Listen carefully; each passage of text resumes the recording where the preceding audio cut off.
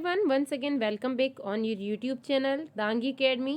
तो आज की इस वीडियो में आप देखने वाले हैं बाल विकास के बहुत ही इंपॉर्टेंट क्वेश्चंस जो कि आपको REET exam, UP TET, C TET या एमपी टेट जैसी एग्ज़ाम में काफ़ी हेल्प करने वाले हैं फ्रेंड्स। तो उससे पहले वीडियो को स्टार्ट करने से पहले आप सभी से एक रिक्वेस्ट है कि चैनल पर यदि पहली बार विजिट कर रहे हैं तो चैनल को सब्सक्राइब कर लीजिए और साइड में दिए हुए बेल आइकन को प्रेस करके ऑल नोटिफिकेशन को ऑन कर दीजिए ताकि जब भी नया वीडियो अपलोड हो तो आपके पास नोटिफिकेशन पहुंच जाए। और फ्रेंड्स, इस वीडियो को अपने फ्रेंड्स के साथ ज़्यादा से ज़्यादा शेयर ज़रूर कीजिए और वीडियो अच्छा लगे तो लाइक ज़रूर कीजिए। तो बिना डिले किए हम क्वेश्चन पर आते हैं। हम क्वेश्चन के साथ साथ उसके जो जो ऑप्शन हैं उनकी एक एक की डिटेल देखेंगे ताकि आपको जो क्वेश्चन है उससे रिलेटेड भी यदि दूसरे क्वेश्चन एग्जाम में पूछे जाते हैं तो वो भी क्लियर हो जाए। फर्स्ट क्वेश्चन है, बच्चे की जिज्ञासा शांत करनी चाहिए। तो देखिए क्वेश्चन क्या पूछ रहा है कि यदि आप टीचर हैं और आपकी क्लास में कोई बच्चा आपसे क्वेश्चन पूछता है और उसके मन में किसी भी क्वेश्चंस का आंसर जानने की यदि जिज्ञासा है तो उस जिज्ञासा को आपको कब शांत करना चाहिए। देखिए क्वेश्चन का मीनिंग जरूर समझिए। तो ऑप्शंस क्या है, जब शिक्षक फुर्सत में हो, यानी कि आप शिक्षक है तो आप फुर्सत में हैं, यानी विद्यार्थी फुर्सत में है, या कुछ देर बाद आपने उस टाइम को टाल दिया कि कुछ समय पश्चात, या तत्काल जब विद्यार्थी द्वारा जिज्ञासा की गई है। तो सपोज कीजिए कि आप पढ़ा रहे हैं और किसी भी स्टूडेंट के मन में कोई डाउट आता है, वो आपसे क्वेश्चन पूछता है कि ऐसा क्यों है, तब आपको क्या करना चाहिए, उसे टालना बिल्कुल नहीं चाहिए। हमें क्या करना चाहिए कि तत्काल उस विद्यार्थी की जिज्ञासा को शांत करना चाहिए, यानी उस क्वेश्चन का आपको आंसर देना चाहिए। अगला क्वेश्चन है, कुसमायोजन परिणाम है। तो सबसे पहले कुसमायोजन क्या होता है। सपोज कीजिए कि जैसे आप टीचर है और कोई बच्चा है, तो चाहे वो पिछड़ा बालक हो या किसी ऐसे बैकग्राउंड से आता है या किसी ऐसी सोसाइटी से आता है, तो वो उस क्लास में चाहे लैंग्वेज की वजह से हो या किसी और रीजन की वजह से अपने आप को समायोजित नहीं कर पा रहा है, तब इस कंडीशन को कहा जाता है कुसमायोजन। तब ये किस कारण से होता है, कुंठा की वजह से, तनाव की वजह से, संघर्ष की वजह से, या सभी। तो आंसर क्या हो जाएगा इसका आंसर हो जाएगा ऑप्शन नंबर डी। उसके मन में किसी भी चीज़ की कुंठा हो सकती है कि सभी अच्छे अच्छे कपड़े पहन के आए, मैं नहीं पहन के आया हूँ, सभी अच्छी जगह से बिलोंग करते हैं, मैं नहीं करता हूँ, या सारे बच्चों को एग्ज़ाम में अच्छे मार्क्स आए, मुझे नहीं आए हैं, या आपने किसी स्पोर्ट्स का आयोजन किया है, उसमें कुछ बच्चों ने पार्टिसिपेट किया है, या उसके मन में किसी चीज़ का डर बैठ गया है, इसी को कहा जाता है कुंठा। टेंशन हो सकती है, उसको तनाव हो सकता है, या किसी भी चीज़ का उसके मन में संघर्ष हो सकता है। तो सारे रीज़न हो सकते हैं कुसमायोजन के। अपने आप को जब कोई बालक किसी भी परिस्थिति में समायोजित नहीं कर पाता है तब उसे कहा जाता है कुसमायोजन। आदतें होती हैं, आदतें कैसी होती हैं, जन्मजात, अर्जित, दोनों, या कोई नहीं। तो फ्रेंड्स देखिए, आदतें जो होती हैं वो दो आदतें कैसी होती हैं, अर्जित होती हैं, यानी कि आपको किसी भी चीज़ की आदत नहीं है लेकिन यदि आप उसको रेगुलर करेंगे तो आपको उस चीज़ की आदत हो जाएगी, यानी आदत आप डाल सकते हैं किसी भी चीज़ की। जैसे आप सैर पे करने जा रहे हैं, उठकर कोई को चाय पीने की आदत होती है, किसी को टहलने की आदत होती है, तो ये सारी जो आदतें होती हैं वो होती हैं अर्जित, यानी आदतों को बदला जा सकता है। आप एमपी में वर्ग 3 की तैयारी कर रहे हैं और टेस्ट लगाना चाहते हैं तो प्ले स्टोर से एमपी परीक्षा ऐप डाउनलोड कीजिए। वहाँ पर आपको बहुत ही अच्छी टेस्ट सीरीज़ मिल जाएगी और यदि आप वहाँ पर मेरा कोड दांगी 50 यूज़ करते हैं तो फ्रेंड्स आपको 50% का डिस्काउंट मिल जाएगा। देखिए, जो टेस्ट सीरीज़ पहले 299 की थी, यदि आप यहाँ पर दांगी 50 कोड का यूज़ करते हैं तो आपको 149 में ये टेस्ट सीरीज़ मिल जाएगी। तो यदि आप किसी भी एग्ज़ाम को क्रैक करना चाहते हैं, अपनी प्रिपरेशन को चेक करना चाहते हैं, तो उसके लिए आप टेस्ट ज़रूर लगाइए। इसके अलावा भी यदि आप एमपी से रिलेटेड किसी और एग्ज़ाम की प्रिपरेशन कर रहे हैं, जैसे एमपी कांस्टेबल की, तब भी आप मेरा कोड यूज़ कर सकते हैं। इससे भी आपको यहाँ पर इस टेस्ट सीरीज़ में 50% का डिस्काउंट मिल जाएगा। इसके अलावा यदि आप MPPSC 2022 की तैयारी कर रहे हैं, चाहे प्री की तैयारी कर रहे हैं या मेंस की तैयारी कर रहे हैं, तब भी इसकी टेस्ट सीरीज़ आपको एमपी परीक्षा ऐप पर मिल जाएगी। यहाँ पर भी यदि आप दांगी 50 कोड का यूज़ करते हैं तो आपको 50% का डिस्काउंट मिल जाएगा। और यदि आप एमपी हाई कोर्ट की प्रिपरेशन कर रहे हैं तब भी ये टेस्ट सीरीज़ आपको एमपी परीक्षा कोड पर मिल जाएगी। यानी यदि आप एमपी से रिलेटेड किसी भी एग्ज़ाम की प्रिपरेशन कर रहे हैं और टेस्ट सीरीज़ को ज्वाइन करना चाहते हैं तो प्ले स्टोर से MP परीक्षा ऐप को डाउनलोड कर लीजिए और वहाँ पर टेस्ट जरूर लगाइए। इससे आपको ये समझ में आएगा कि आपकी तैयारी कितनी अच्छी हो चुकी है।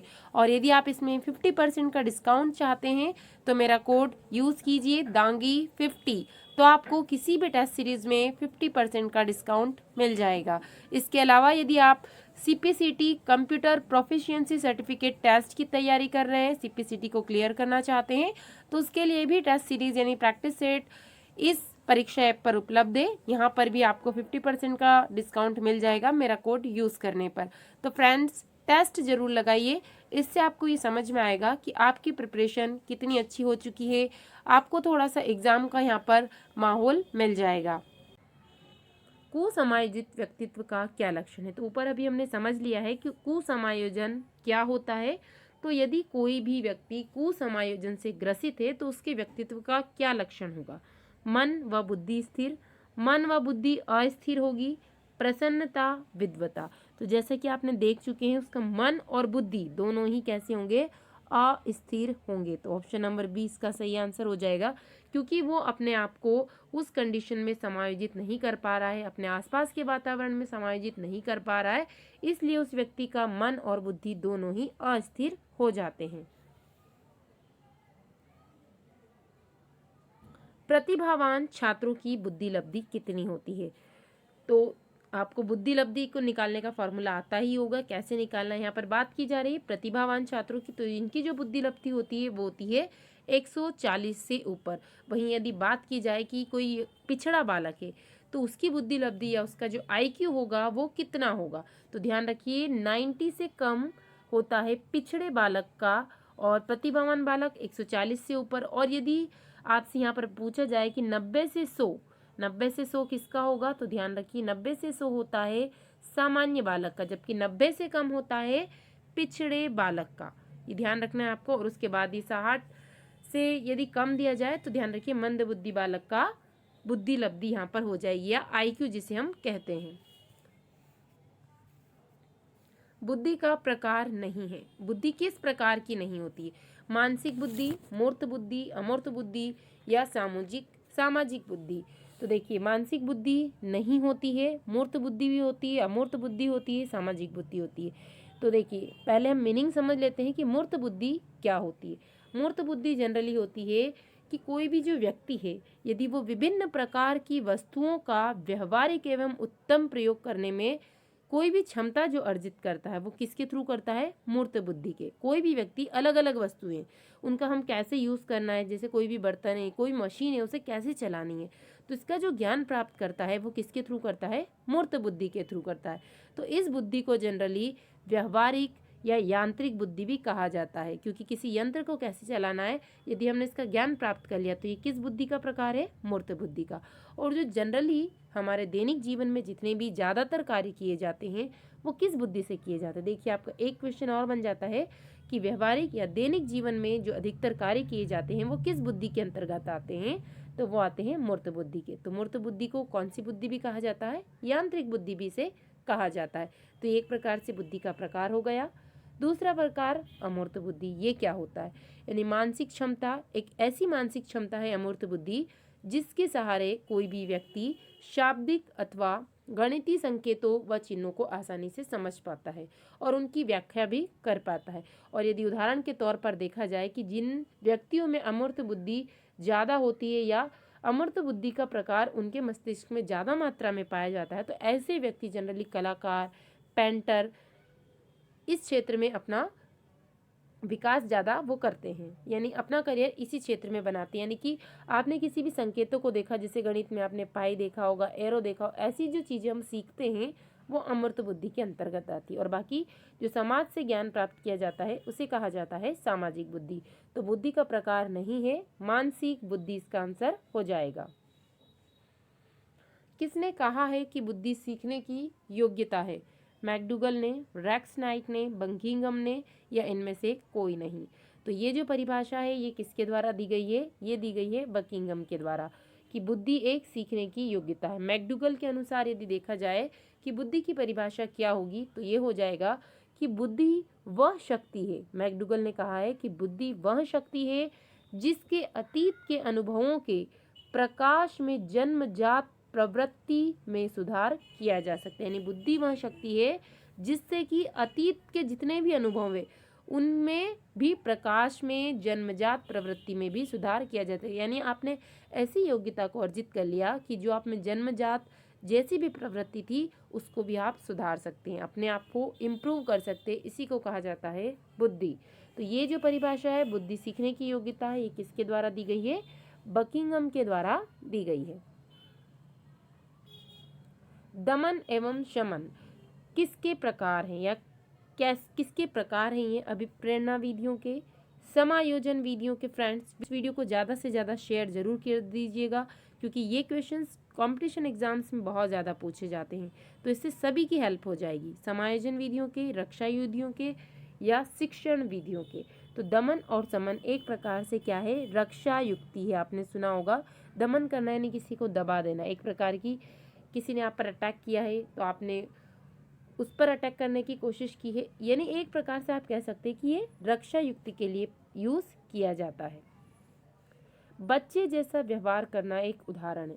प्रतिगमन, युक्तिकरण, प्रक्षेपण या फिर विस्थापन। तो ये किसका हो जाएगा कि यदि कोई व्यक्ति बच्चे जैसा व्यवहार कर रहा है तो उसे कहा जाता है प्रतिगमन, जबकि युक्तिकरण क्या है? एक प्रकार का सुरक्षा यंत्र। प्रक्षेपण आप जानते हैं क्या होता है और विस्थापन भी आपको मालूम होगा। एक छोटा बालक जिसे उसके एक साथी ने पीटा है, घर लौटने पर उसके भाई को लात लगाता है। यह बालक जो प्रतिरक्षा युक्ति का उपयोग कर रहा है उसे क्या कहा जाता है? कोई छोटा बच्चा है और उसको किसी फ्रेंड ने पीट दिया, घर आया और उसके छोटे भाई को वो मारता है क्योंकि उसको गुस्सा आ रहा है, वो किसी और पे नहीं निकाल पाया। तो ये जो बालक है प्रतिरक्षा युक्ति का यूज कर रहा है, तो इसे क्या कहा जाता है? प्रतिस्थापन, प्रतिगमन, प्रक्षेपण या युक्तिस्थापन। यानी जैसा उसे मिला वो उसी को लौटाने की कोशिश कर रहा है, तो इसे क्या कहा जाएगा? प्रतिस्थापन। बुद्धि के एक तत्व सिद्धांत के प्रतिपादक कौन है? कॉक्स, विलियमस्टन, बिने साइमन या स्पीयरमैन। तो फ्रेंड्स, इसका जो आंसर होगा वो होगा बिने। यानी बिने ने एक तत्व सिद्धांत को, से एक कारक सिद्धांत या एक खंड सिद्धांत के नाम से भी यदि एग्जाम में आता है, यदि आपको एग्जाम में दिया हो एक खंड या एक कारक, तब भी आपको ये ध्यान रखना है बिने ने दिया था एक तत्व सिद्धांत और जो स्पीयरमैन है इन्होंने दिया था द्वितत्व सिद्धांत। तो इसके आने वाले वीडियो में फ्रेंड्स, इसके बाद में आपको बुद्धि से रिलेटेड एक पूरा डिटेल वीडियो प्रोवाइड करवाऊंगी जिसमें हम जानेंगे बुद्धि क्या होती है, इसका अर्थ क्या होता है और बुद्धि की परिभाषाएं देखेंगे हम अलग अलग वैज्ञानिकों के थ्रू। यानी मैं आपको ज़्यादा से ज़्यादा परिभाषाएं प्रोवाइड करवाने की कोशिश करूंगी क्योंकि एग्जाम में डायरेक्ट परिभाषा देके उसके प्रतिपादक का नाम पूछा जाता है। साथ ही हम जानेंगे कि बुद्धि कितने प्रकार की होती है और कौन कौन से इसके सिद्धांत हैं। तो उस वीडियो को आप जरूर देखिए, इसके बाद में आपको जल्द ही वो वीडियो प्रोवाइड करवा दूंगी। नेक्स्ट क्वेश्चन है, इंद्रिय ज्ञान द्वारा बुद्धि की व्याख्या सर्वप्रथम किसने की?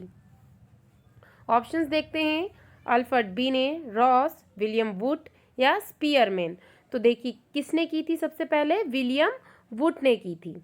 ने बल दिया था संप्रत्ययात्मक विकास पर, जैविक प्रविधि पर, चिंतन, अनुभव एवं समस्या समाधान पर या गतिशील समस्या समाधान पर। तो जो जॉन डीवी थे उन्होंने किस बात पर बल दिया था? यानी समस्या समाधान से रिलेटेड इन्होंने व्याख्या की थी। तो पहले चिंतन अनुभव किया जाए और फिर उस समस्या का समाधान किया जाए। यानी पहले उससे रिलेटेड जो भी कारण है उनको अच्छे से जान लिया जाए और फिर उस समस्या का समाधान किया जाए। मानव संज्ञानात्मक सिद्धांत के अनुसार ज्ञान केवल व्यक्ति में होता है, केवल समाज में होता है या दोनों में होता है? तो देखिए जो मानव संज्ञानात्मक सिद्धांत है इसके अनुसार जो व्यक्ति है वो भी समाज का ही हिस्सा होता है और समाज किससे मिलकर बना है? व्यक्ति से मिलकर बना है। तो जो ज्ञान है वो दोनों में निहित होगा, व्यक्ति में भी और समाज में भी। तो आंसर हो जाएगा दोनों।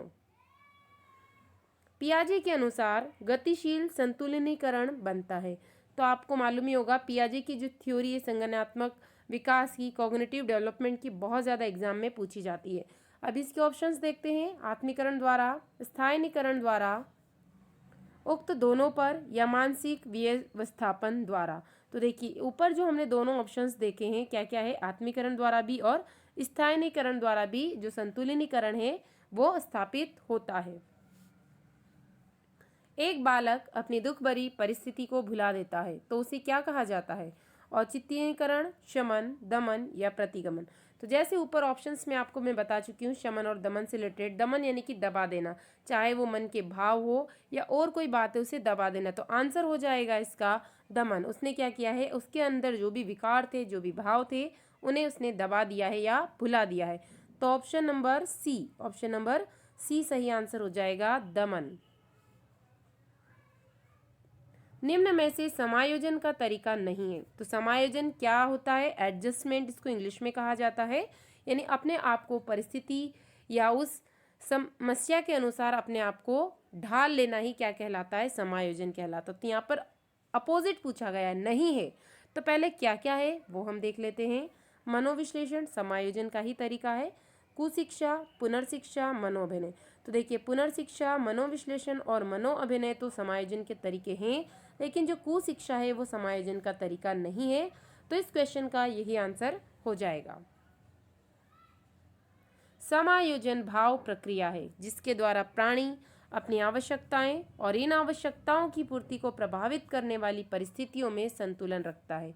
ये कथन किसने दिया? ऐसे क्वेश्चंस एग्जाम में बहुत ज़्यादा पूछे जाते हैं, तो मैं कोशिश करूंगी आने वाले वीडियो में आपको ऐसे पूरे क्वेट्स या जो कथन है और परिभाषाएं ज़्यादा से ज़्यादा प्रोवाइड करवा पाऊँ। तो देखिए, इसके ऑप्शंस क्या क्या हैं? Boring, Langfeld, Weld, Gates, Crow and Crow और फ्रॉबेल। तो इसका आंसर आ जाएगा बोरिंग, लैगफेल्ड और बेल्ट। इसमें तो कोई ट्रिक नहीं चलेगी, आपको डायरेक्ट याद रखना पड़ेगा। समायोजन नहीं कर पाने का क्या कारण है? तो समायोजन क्या होता है यदि आपको ये मालूम है तो आप रिलेट कर सकते हैं कि इसको नहीं कर पाने का क्या कारण है। द्वंद्व, तनाव, कुंठा या फिर उपरोक्त सभी। तो देखिए, समायोजन कब नहीं होता है, या समायोजन नहीं होने का कारण या कुसमायोजन होने का कारण क्या है? तनाव, मन में द्वंद्व होना या कुंठा होना। तो जब ये सारी चीजें उत्पन्न हो रही है तो व्यक्ति समायोजन नहीं कर पाएगा। तो आंसर हो जाएगा उपरोक्त सभी। व्यक्तित्व के समायोजन में निम्न में से जो तत्व बाधक है वह है डाई,